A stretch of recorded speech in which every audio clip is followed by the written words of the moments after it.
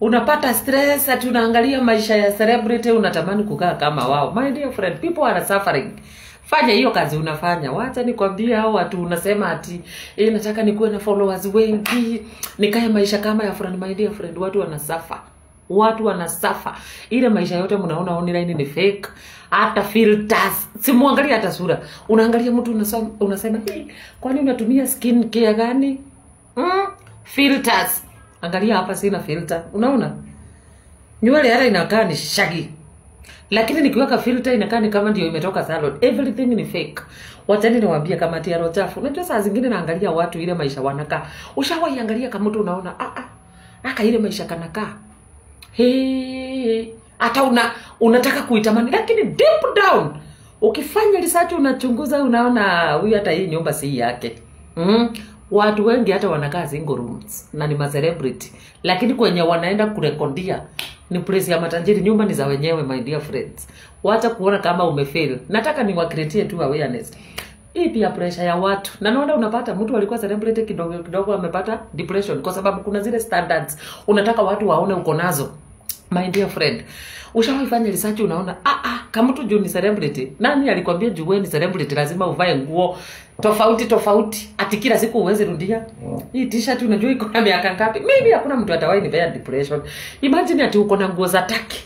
Mimi nafanya hesabu nguo za taki moja ni more than 10,000 kwenda juu. Hebu imagine kama mtu kakona nguo kama 50. Hawanunuangi, wengine wanaenda haya. Unastukia hiyo nguo umeambiwa ulipe dhao uivae alafu urundishie mwenyewe. Nani anaenda hasara? Si ni wewe? Kama maisha yenye unaweza manage. Kama hata uko na nguo 5 rudia. Hakuna mtu amekununulia, hakuna mtu anakufuata. As long as you are own boss, kama maisha yenye unaweza manage. Mimi hakuna mtu anaweza nipea depression. Unashangaa kama mtu kila place watu wakienda kako nguo mpya. Unajua mimi nashangaa nikiangalia watu nikaona hata ukiwa na pesa hizi nguo zote unakosa aje kurudia nguo. Unaona ati maserebu hawezi rudia nguo. Na kuambia baadaye kitakuramba kama maisha yako. Hakuna venye utakaa tu unataka kuprovia society you are good, you are financially stable, no one cares. Ukipata depression ni wewe utangangana nazo. Na wachani niwaambie, unastukia unaangalia nyumba ya mtu unaona zile vitu ziko huko ni kama za 5 million. Vitu zingine hata si zao. Wengine wanaenda tu wanarecord, wanalipa, wanatoka hapo. At the end of the day hakuna kitu unapata. Unastukia kama mtu kalikuwa kanalipwa mshahara ya 20,000 kamekataa hiyo kazi ati ndio kakue. Ati kajifanya kama ni celebrity. Fanya hiyo kazi hata kama ulikuwa unauza melon na video zako zimeenda viral, stick kwa hiyo kazi. My dear friend, watu wanafiki life. Nataka tu niwakreatia awareness kwa sababu inafika place.